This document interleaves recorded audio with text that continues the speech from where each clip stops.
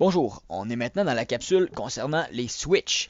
Les switches, c'est quoi? C'est des conditions un petit peu plus complexes. Pas plus compliquées, par exemple, c'est assez simple, mais ça nous permet de faire des trucs qui sont peut-être plus évidents quand on parle de conditions multiples. Ce qui veut dire, on veut programmer un répertoire téléphonique. Tu sais, ce que vous savez, les menus de téléphone, si vous appuyez sur 101, ça va rejoindre telle personne, 102, telle personne, 103, telle personne.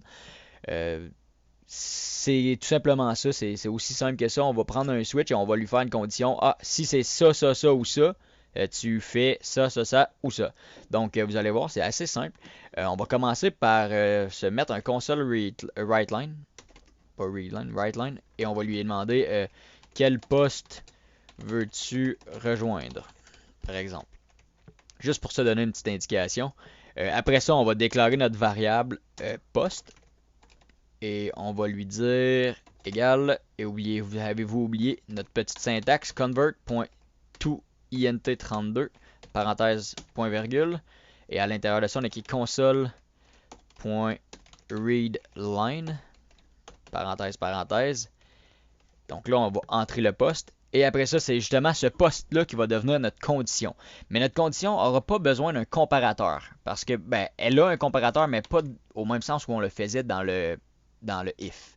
Parce qu'elle a plusieurs comparateurs finalement. Donc, ce qu'on met dans switch on, si vous faites en passant, je l'ai fait rapidement, je pense que je ne l'avais pas dit dans la dernière capsule, mais je vais vous l'expliquer immédiatement.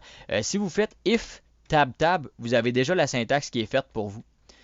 Si vous faites switch tab tab, vous allez encore avoir une bonne partie de la syntaxe qui est faite pour vous. Ce qu'on va faire dans switch on, c'est mettre notre variable qu'on va évaluer. Et on va l'évaluer ici en étant poste. Donc ça fonctionne. Après, vous allez voir, vous avez un default break, on va y venir, ça ne sera pas très long. À quoi on compare notre, notre switch post, notre variable post, c'est à des cas. Donc on va écrire case, par exemple, 101.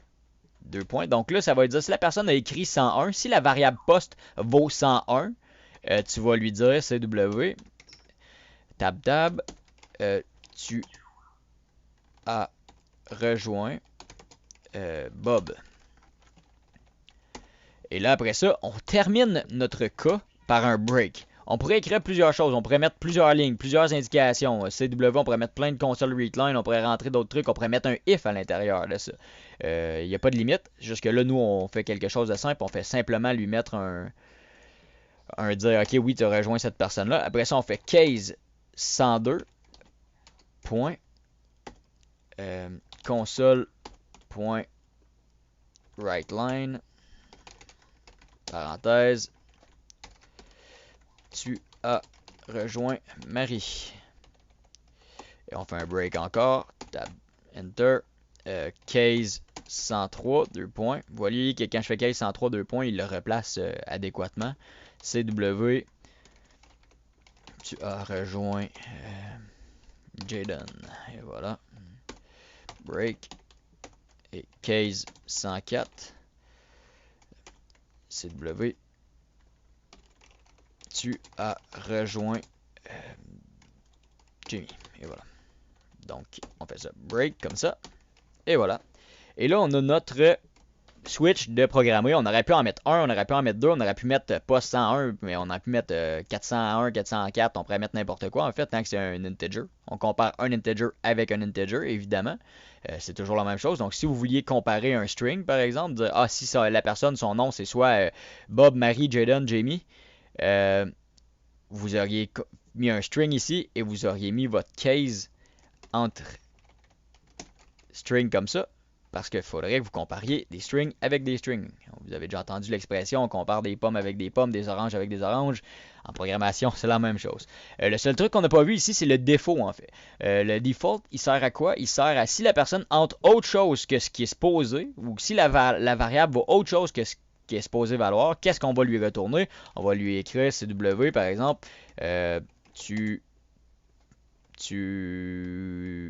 t'es trompé de poste. Où il n'y a personne à ce poste, ça aurait été plus joli, mais bon. Donc, on a notre switch et je suis pas mal convaincu que ça va fonctionner. On va appuyer sur play. Et si il me demande quel poste on veut rejoindre. Donc si je fais 101, il va me dire tu as rejoint Bob. Si on relance, si je fais 102, et voilà, et ainsi de suite. On va essayer le défaut par exemple. Si j'écris 654, tu t'es trompé de poste. Vous voyez, là, ça commence à être intéressant aussi dans le sens où on pourrait maintenant créer des menus aussi. Quel poste veux-tu rejoindre? Console right line, et voilà. Et là, on pourrait écrire 101, 2 points, Bob, \n, 102, 2 points, Marie, \n, 103, 2 points, Jaden,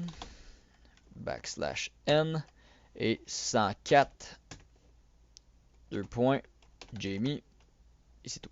Donc, vous vous rappelez, le \n sert à quoi? Il sert à faire des sauts de ligne. On va voir si ça fonctionne. Et voilà. Donc là, vous avez vraiment un menu finalement. C'est aussi simple que ça. Et ça fonctionne.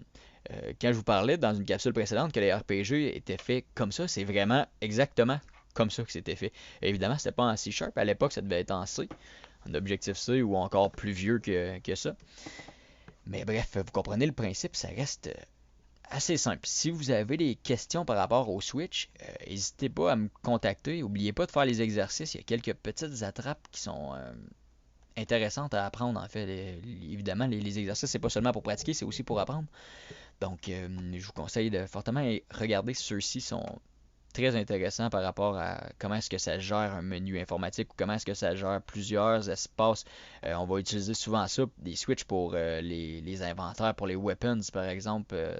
Dans les jeux vidéo ou au niveau du web, c'est quand même assez fréquent aussi pour les rotators et ces trucs-là. Donc, si vous avez des questions, n'hésitez pas à me contacter ou à utiliser le forum en fait pour partager vos questions. Donc, on se voit dans la prochaine capsule qui parlera, si je me souviens bien, je me souviens pas, donc je vais voir des boucles. Oui, ça devient assez intéressant. On va pouvoir commencer à faire nos premiers jeux. Évidemment, pas les jeux, pas Call of Duty tout de suite, mais ça va venir. Donc, on voit la prochaine capsule sera les boucles. On va voir les for loops et les while loops que je vais vous montrer. Plus tard, on verra les boucles spécialisées, disons-le comme ça. Donc, à la prochaine vidéo.